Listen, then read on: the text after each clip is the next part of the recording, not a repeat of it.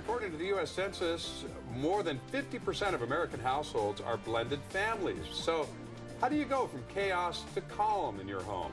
The founder of the Second Wives Club, Angela Vassallo, is joining us here with her expert advice. Going from chaos to calm, still to come on San Diego Living this morning. Up next, more than 50% of American households are now blended families. So how do you make it work and make everyone happy? The founder of the Second Wives Club is joining us with her expert advice. You know, we've talked on this program about blended families before, but I don't think I realized that the numbers were quite as high as they are. The Census Bureau says 50% of families are blended families. Now, that really creates some challenges for a lot of folks. Well, Angela Vassallo joins us here this morning. She wrote the book on it. It's the Second Wives Guide. What made you decide to tackle that? Well, I decided to write the book because I've been part of my blended family for over a decade now. And in that time, what I realised is that the family dynamic is really changing. So blended families are just one family dynamic that's out there. There's so many these days. The world is definitely changing. And a lot of my friends were meeting men that had been married before. So they would come to me for advice. And I thought there has to be something out there that can guide these women through and help them maybe dodge a bullet or two. I had been through it, I'd taken the bullets, and I really felt like I had a happy, harmonious blended family.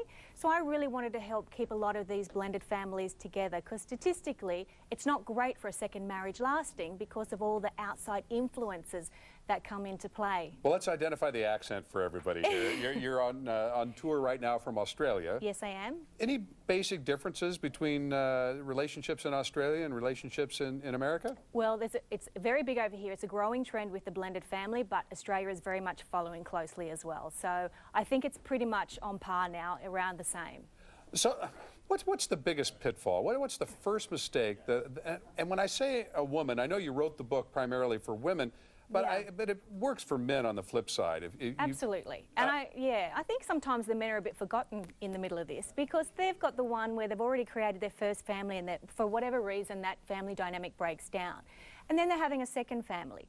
And they're sort of stuck between the middle because they've got their children that are in one family, and they've got maybe new children in the second family. So it's hard for the men as well, not just the women.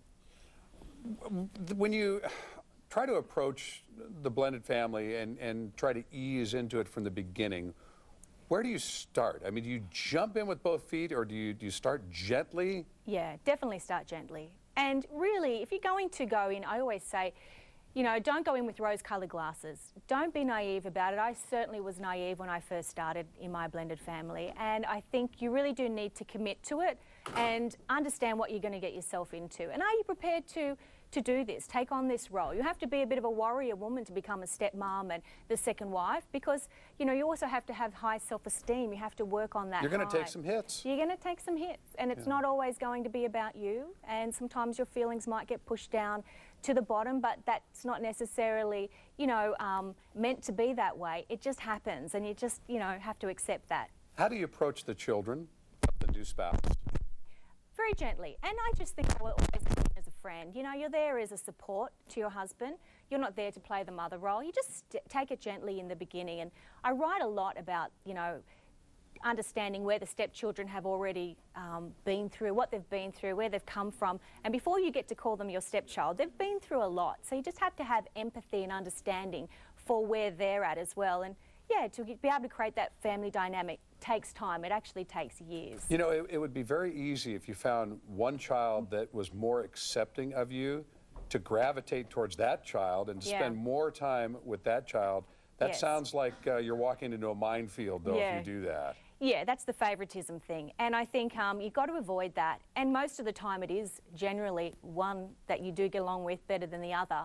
But look, I always say you don't have to be anybody but yourself. Just understand, sometimes I've realised after having my own child, my own biological child, is that all children can be annoying. It's not just stepchildren, it's not just little Jimmy down the road. It can be all children. But, you know, just a bit of empathy and understanding goes a long way. It would be really easy to say, well, yeah, my children are great. Yours are the ones that are annoying. No, you can't be sucked into that, because that's not always the case. What's the best way to create that safe environment, though? I always think that home should be a place where kids, especially, are safe and they're secure. Yes.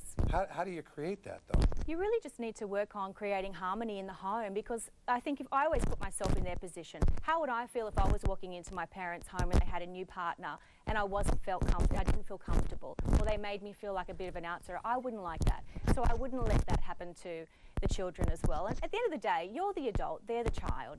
You know, just have empathy for that and be kind. You know, this great movie that's just come out, Cinderella, there's a great quote in there where she talks about, you know, have courage and be kind. And I think that's really important. All right, Angela Vassallo, great to see you. It's the Second Wives Guide. Thank you.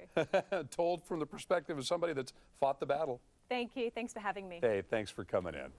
Okay.